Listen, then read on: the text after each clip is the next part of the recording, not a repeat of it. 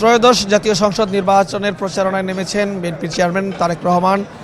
ইতিমধ্যেই তিনি সারা দেশ সফরে বেরিয়েছেন। তার দ্বিতীয় ফেজে তিনি চট্টগ্রাম এসেছেন, গতকাল সন্ধ্যায় এসে পৌঁছেন এবং তিনি আজ নানা কর্মসূচিতে অংশ নেবেন। তার মধ্যে প্রথম যে কর্মসূচিটি রয়েছে, সকালে চট্টগ্রামের হোটেল রেডিসন ব্লুতে তিনি তরুণ প্রজন্মের প্রতিনিধিদের সঙ্গে তিনি এখানে সাক্ষাৎ করবেন। এই প্রোগ্রামের নাম দেওয়া হয়েছে the plan youth policy talk with Tarique Rahman Chattogram. অর্থাৎ আপনি জানেন, তিনি যখন দেশে এসেছিলেন, দেশে এসেই কিন্তু 25 তারিখে তখন তিনি কিন্তু ঘোষণা দিয়েছেন যে আই হ্যাভ এ প্ল্যান, অর্থাৎ আগামী দেশকে এগিয়ে নিয়ে যাওয়ার জন্য তার সুনির্দিষ্ট কিছু পরিকল্পনা রয়েছে। তো সেই পরিকল্পনা নিয়ে আসলে প্রথাগত যে নির্বাচনী ক্যাম্পেইন, নির্বাচনী প্রচারণের বাইরে গিয়ে কিন্তু তারেক রহমান এবার এই 24-এর অভ্যুত্থান পরবর্তী পরিবর্তনকে ধারণ করে তিনি এই জনগণকে সাথে নিয়ে সেই পরিকল্পনা সাজাতে চান। এবং আজকে এখানে আমরা যে রেডিসন ব্লুতে রয়েছি, সেই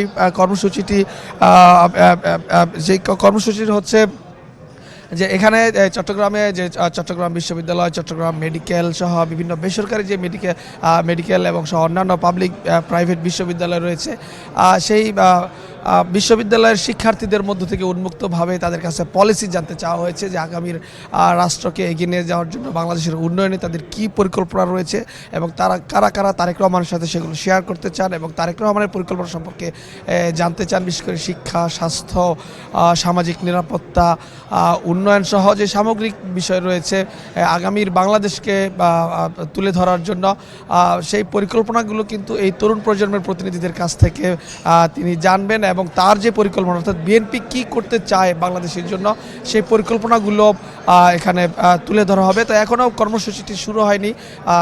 9:30 নাগাদ অনুষ্ঠানটি শুরু হওয়ার কথা রয়েছে। এখনও পর্যন্ত আপনি দেখতে পাচ্ছেন যে 300 জন শিক্ষার্থী তারা এসেছেন। একে রেজিস্ট্রেশন কার্যক্রমটি চলছে। এই প্রোগ্রামটি এখানে 11:30 পর্যন্ত চলার কথা রয়েছে। এরপর যে প্রথম যে নির্বাচনী যে জনসভা, সেটি চট্টগ্রামের পলো গ্রাউন্ড মাঠে অনুষ্ঠিত হবে। সেখানে যোগ দেবেন তারেক রহমান। সেখানেও চট্টগ্রামে যে সংসদীয় 16টি আসন রয়েছে, সেই আসনের যারা বিএনপি মনোনীত প্রার্থী রয়েছে, সেই প্রার্থীদের তিনি পরিচয় করিয়ে দেবেন, ধানের শীষে ভোট চাইবেন।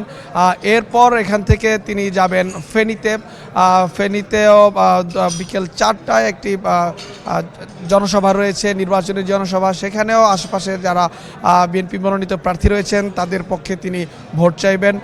ফেনীর পর কুমিল্লাতে 2টি জনসভা করবেন তারেক রহমান। এরপর রাতে নারায়ণগঞ্জের কাশপুরে আরও একটি জনসভা করার কথা রয়েছে। এভাবে কিন্তু তিনি যেই চট্টগ্রাম থেকে শুরু করে পথে যে গাড়ি বহর নিয়ে ধানের শীষের পক্ষে প্রচারণা চালিয়ে তিনি গভীর রাতে তিনি ঢাকায় ফিরবেন। এরপর কিন্তু অন্যান্য বিভাগীয় শহরেও একই কর্মসূচি রয়েছে। যেমন 27 তারিখে তার ময়মনসিংহে যাওয়ার কথা রয়েছে, যদিও সেই শিডিউলটা এখনও ঘোষণা করেন। তারপর তিনি একে বরিশাল, খুলনা সহ অন্যান্য বিভাগীয় শহরে যাবেন। তো হাসিব, বিএনপির চেয়ারম্যান তারেক রহমান তিনি রাতে এই রেডিসন ব্লু হোটেলেই তিনি অবস্থান করেছিলেন। এখন সেখানে রয়েছেন। কিছুক্ষণের মধ্যে হয়তো এই দ্য প্ল্যান ইউথ পলিসি টক অনুষ্ঠানে তিনি অংশ নেবেন।